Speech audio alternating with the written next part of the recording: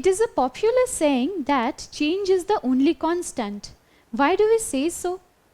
Now, in this regard, let us talk about history. History as a discipline is evolutionary in nature. That is to say, by studying history, we try to trace the trajectories of human lives, of human societies. We try to understand where we began and how we traversed all the ways, all the centuries to reach the place where we are. So in this way, history gives us access to the past. History gives us access to our origins. Now, when we talk about the evolutionary nature of history, we have to take into account the series of changes and evolution that human existence has gone through over the centuries. Now, let us backpack and move to a period when things were not the same as we have it today. In this series of lessons, we will be focusing on the time period from 700 to 1750. Now from this, you must be inferring that so many changes, so many phases of evolution must have taken place over all these centuries. So let us now begin our adventure and find out the changes that happened during this period and how we get to know about these phases of evolution. Now, whenever we talk about the history of any place, we have to keep in mind that histories are rooted in the spatial units. Now, what do I mean by this? Suppose you want to understand the history of the Indian subcontinent in the medieval period. To understand that, you will also have to take into account the geographical location of the different regions, because the geographical locations play a very crucial role in shaping the history of any area. That is to say, histories are rooted in the spatial units. Now, how do we understand what happened so many centuries ago? How do we get to know which ruler ruled over which region, which empire, which dynasty extended over different regions? It's not possible for us to know what happened in the past out of nowhere. For this, we rely upon a very important source of information. And that important and very reliable source of information is a map. Now, maps constitute very reliable sources of information that help us understand the changes that the world has gone through over the years. Because if we don't know the map of the past times, we will never be able to understand what happened in which region over the centuries. And for this reason, maps are very, very important when it comes to constructing and reconstructing the histories of the past. Now, do you think maps came out of existence out of nowhere? Do you think it's really easy to draw the maps? In fact, in today's world, we take for granted many of the things that we see around us, and maps are also one of those things that we take for granted. But how did maps come into being? What is the origin of map? Let us now try to find answers to some of these questions. Suppose you are going on a trip somewhere, and to go to that unknown place, you will definitely rely upon maps. In fact, in today's world, you have Google Maps that give you access to information of any region that you want to travel to. But let me tell you that Google Maps or any kind of technological maps were not prevalent in ancient and medieval times. But does that mean that people did not travel from one place to another? People obviously traveled from one place to another, and for this they also had maps. But who made those maps? What were these people called? These people were called the cartographers. Now, in order to understand who a cartographer is, we have to understand what cartography is. Cartography is a very specialized science of making maps.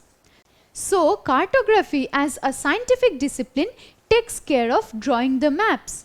We have been discussing this point all along, that without maps, we can never understand what happened in the past. And in order to give us access to our past, we need to have maps that tell us about the past times. And for this reason came into being the discipline of cartography. And a specialized person who makes these maps is known as a cartographer. So from this you can understand who draws the maps. Those are the cartographers. A point we just discussed is that in ancient and medieval times, people did not have access to technology. Now they did not have satellites which would provide them with information on different regions. But how did these maps come into being? We just learnt about cartography and cartographers. Now how did these cartographers draw the maps? Now to understand this, we have to travel centuries back, and here we come across the Norman king Roger II. Roger II of Sicily in the year 1154 commissioned an Arab cartographer, geographer and traveller by the name of Al-Idrisi. Now it was Al-Idrisi who drew something known as the Tabula Rogeriana. Now what is the Tabula Rogeriana? The Tabula Rogeriana was the first map of the entire world that was drawn by this Arab cartographer Al-Idrisi. Now you must keep in mind that the Tabula Rogeriana was one of the most modern maps of the entire world that was made in the medieval times. Now it's time to find out some specific details about this map. So let us now try to understand what this map looked like and how it provided information on different regions. Now before proceeding with this lesson, let me ask you a question. Which cartographer drew the Tabula Rogeriana that was a map of the world? Was it Gerardus Mercator, Al-Idrisi, Hartmann Schedel or Olaus Magnus? Well, the correct answer is Al-Idrisi. The Arab cartographer Al-Idrisi drew the Tabula Rogeriana in the year 1154.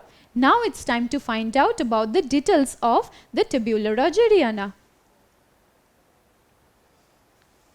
Now this, as you can see, is the Indian subcontinent in the Tabula Rogeriana.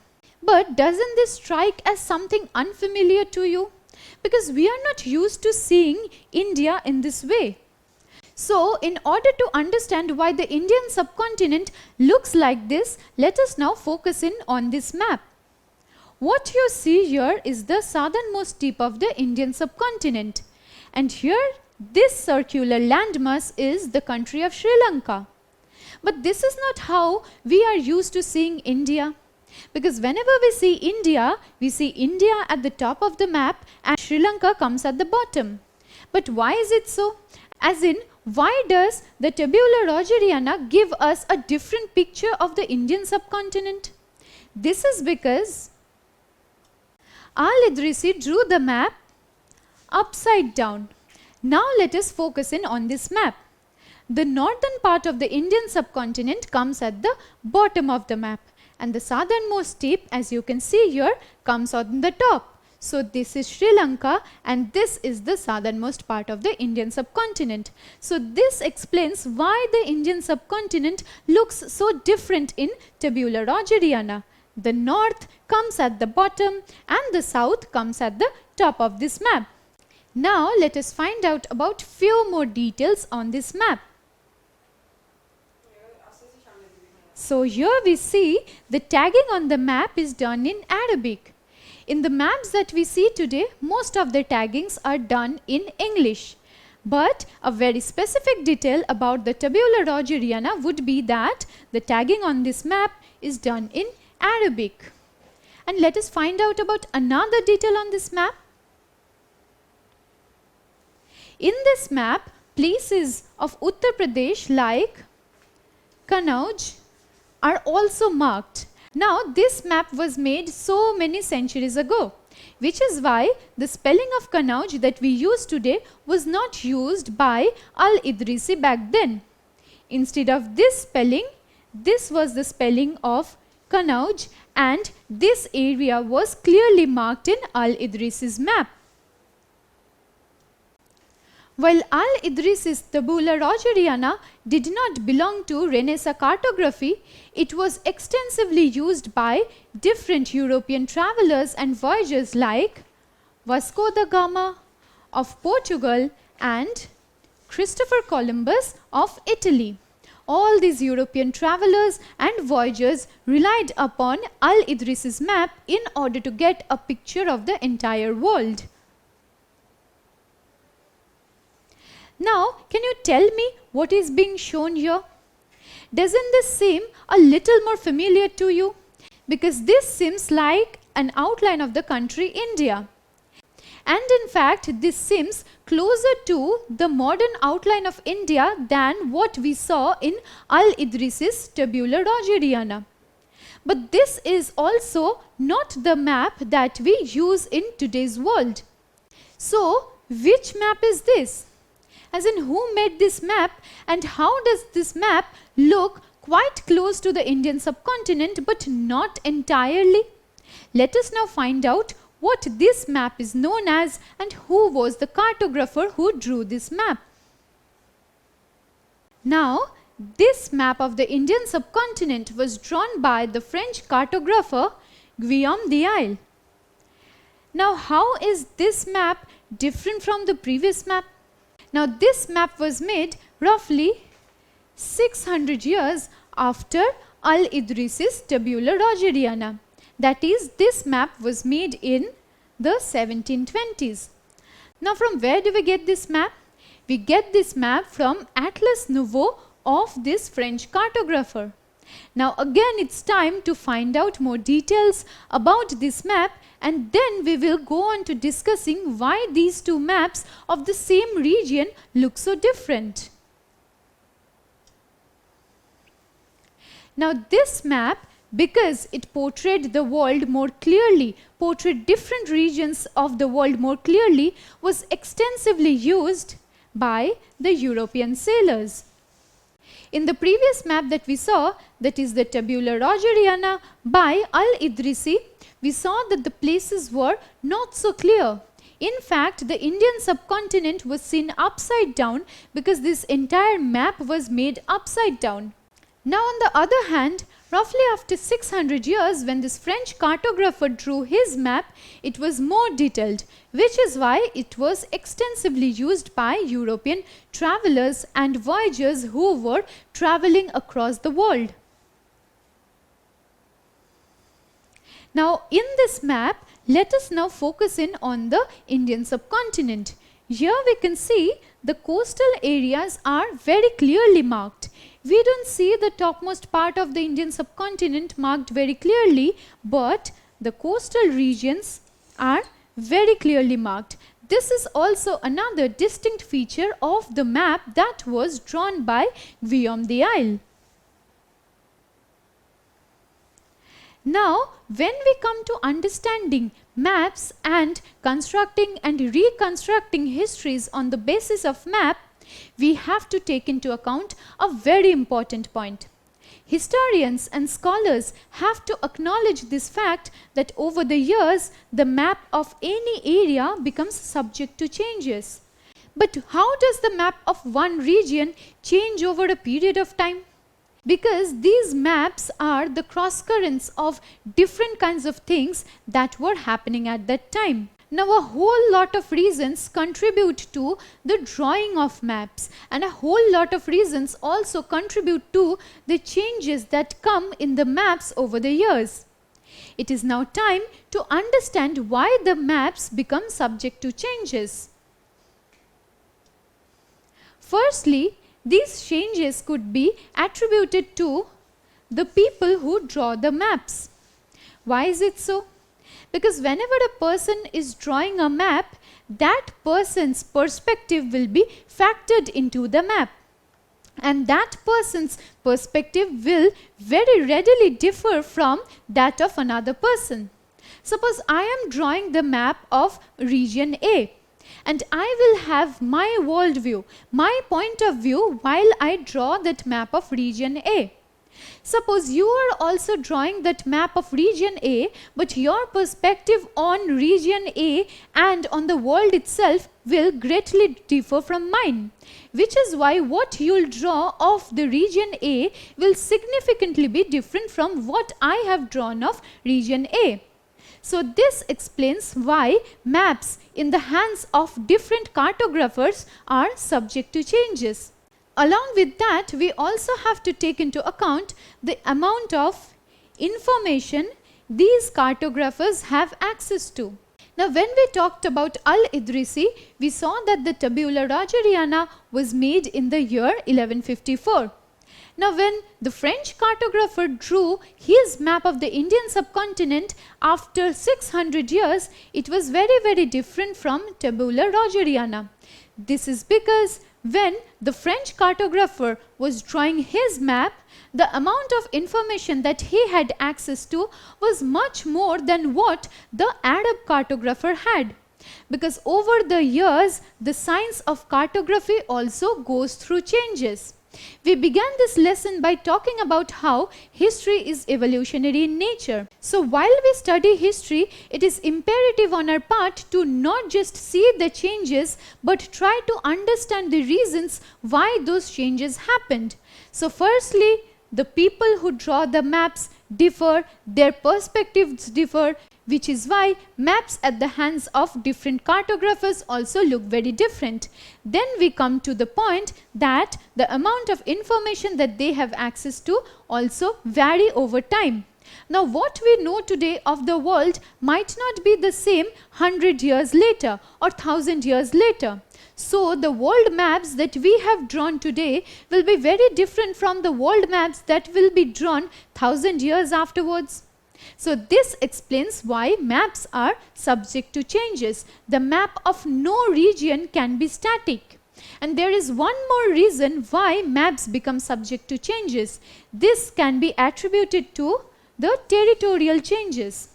Now, any region might increase or decrease in size owing to warfare. Now, allow me to give you an example so as to make this point very clear to you.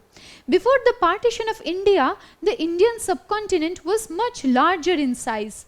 But after the partition happened in 1947, Pakistan was made a separate country. So this means that the region or the territory of India shrank in size. So owing to warfare and different kinds of territorial changes, owing to territorial expansions or decrease of territories, the maps of different regions also undergo changes. So we have learned that how the maps of the same region can undergo changes at the hands of different cartographers. So in order to illustrate this change, we have a very good example of Al-Idrisi's tabula rogeriana and the map that was drawn by the French cartographer Guillaume d'Isle. Now here we see the Indian subcontinent, and here as well we see the southern part of the Indian subcontinent. It will be very easy for you to understand how these two maps differ. So the point that we have been trying to establish is that like human societies, like human communities, and like human lives, the maps of the same region can also be subject to changes. And this explains why and how these changes take place. So previously we talked about few points that contribute to the changes, and most importantly we also have to take into account the evolution of the science of cartography. By the evolution of the science of cartography, we mean that the science of cartography was not as developed in the medieval or ancient times as it is today. So it is also undergoing series of changes and evolution, and this in turn is making the maps look very different. Now this brings us to an end of our discussion. Now in this lesson we focused on the importance of maps to be specific. Now we began this lesson by talking about the trajectories that history helps us to understand. The trajectory of human life, of human existence, of human societies, and at the same time we also have to understand why and how these changes take place. Now one of the ways in which we trace these changes is through maps, because the maps of any region tells us how that region looked at that particular point of time. And from these maps we can also infer how that region differed territorially, geographically, politically over the years. Now this is a point that we have discussed at great length in this lesson. Now, whenever the historians and scholars are trying to construct the histories of the past, they also have to rely upon different sources of information. Because without proper sources of information, it is not possible for anyone to know what happened hundreds and thousands of years ago. So, in a subsequent lesson, we will be focusing on the various sources of information that play a very crucial role to the historians in the making and understanding of histories. Don't forget to subscribe to our channel and hit the bell icon. You can also register for free at DeltaStep.com or download the DeltaStep app to learn one-to-one with our amazing teachers or to get access to all our 5,000 plus amazing videos as per your school syllabus. Master each topic with our adaptive practice technology. Get million plus questions with step-by-step solutions and unlimited mock tests. Get all your doubts resolved instantly. Learn via games and win amazing prizes like PlayStations and iPads. So at DeltaStep, learning is not just fun and easy, it's rewarding too. So register for free now.